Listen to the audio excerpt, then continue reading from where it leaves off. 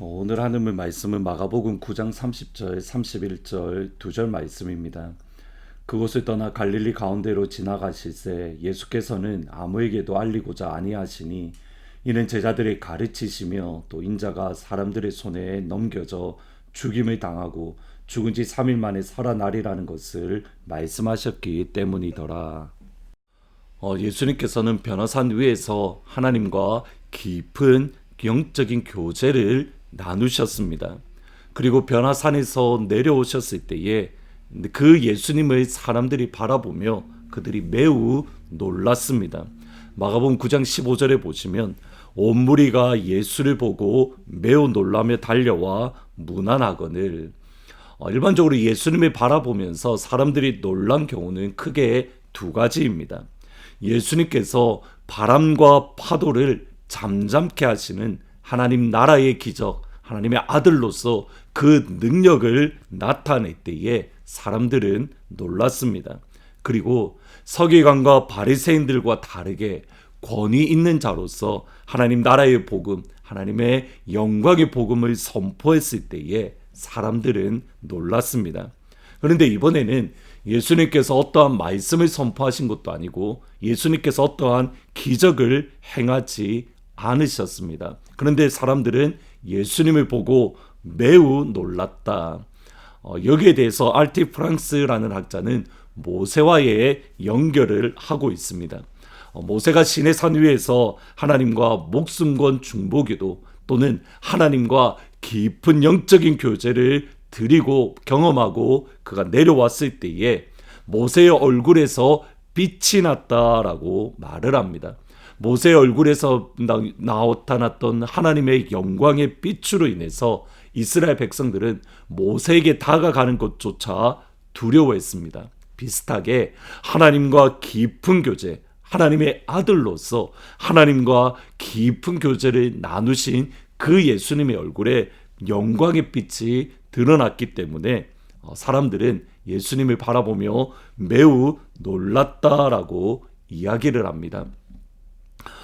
모세는 하나님의 영광의 빛을 반사했습니다. 그러나 예수님은 하나님으로서 그 영광의 빛을 사람들에게 보여주었던 겁니다. 그때에 사람들은 예수님을 향하여 열광하기 시작합니다. 예수님이 진짜구나. 우리가 기다렸던 메시아, 우리가 기다렸던 구원자가 예수님이구나. 사람들이 열광하는 그 자리에 이상하게 예수님은 또다시 곧장 그곳을 떠납니다. 심지어 갈릴리 사람들에게 알려지는 것을 피하기 위해서 사람들이 드문 곳으로 숨으십니다.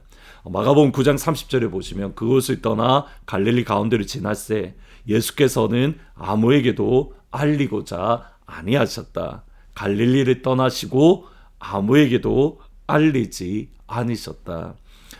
사도행전을 구분하는 방법이 여러 가지가 있습니다. 전반부는 베드로를 중심으로 또 후반부는 바울을 중심으로 또 다른 한 방법은 지역별로 구분을 하는 겁니다. 예루살렘과 유대와 사마리아와 땅끝까지.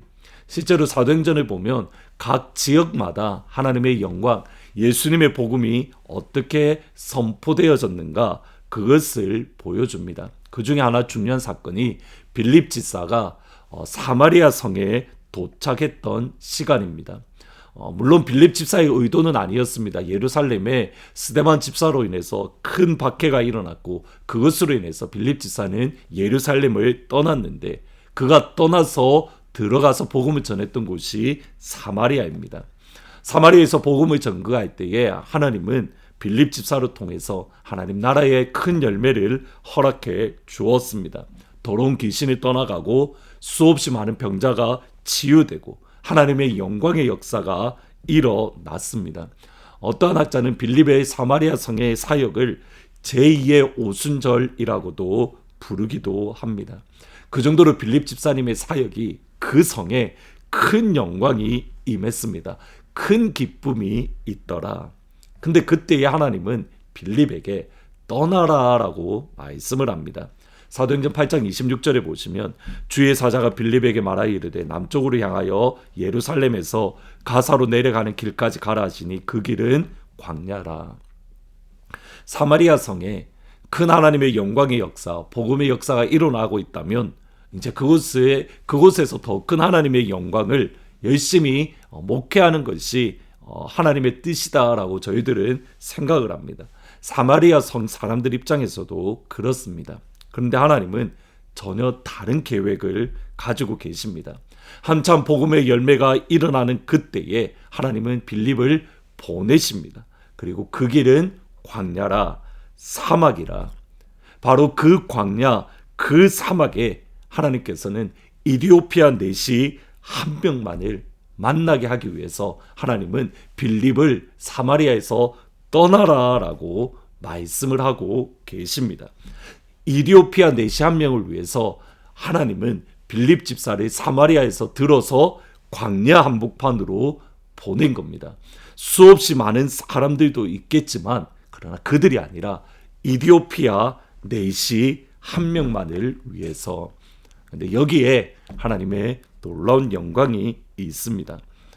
그 이디오피아 내시 한 명, 2세기 이레니우스라는 교회 지도자에 의하면 사도 요한의 제자가 폴리갑인데 폴리바갑의 제자가 이레니우스입니다. 그에 의하면 빌립이 만났던 이디오피아 내시의 이름은 시므온 바코스라는 사람인데 이 사람을 시작으로 이디오피아의 교회가 시작되었고 350년쯤에 전 세계에서 최초의 기독교 국가가 세워졌다라고 말을 합니다. 시므온, 빌립이 전도했던 시므온 바코스, 그 한 사람으로부터 이디오피아에는 하나님의 영광의 복음이 일어났던 겁니다. 지금 당장 눈앞에 보이는 열매만으로 하나님 나라의 사역을 평가할 수 없습니다. 지금 당장 보면 성공한 것 같지만 나중에 보면 어려움을 겪을 수 있고, 지금은 아무 열매 없는 것 같지만 하나님 앞에 가서 열매를 거둘 수 있고, 근데 더 중요한 것은 여기에 있습니다. 하나님은 바로 그 한 사람을 위해서, 그 한 영혼에게 하나님은 집중하신다는 사실입니다.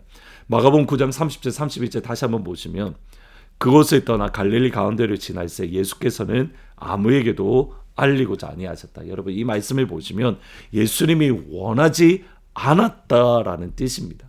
예수님이 의도적으로 제자들과 함께 보내기를 원하셨습니다. 예수님께서 의도적으로 제자들에게만 집중하기를 원하신 겁니다. 이것이 여러분을 향한 예수님의 마음입니다. 예수님은 여러분 한 명에게 집중하기를 원하십니다. 여러분 한 명과 친밀한 시간을 가지기를 원하십니다. 그러기에 아무에게도 알리고자 아니하시고 제자들과 함께 있었더라. 오늘 우리에게 집중하시는, 우리를 사랑하시고 우리를 바라보시며 우리에게 집중하시는 그 예수님과 깊은 친밀함을 누릴 수 있는 복된 하루가 될 수 있기를 예수님의 이름으로 축복합니다. 아멘.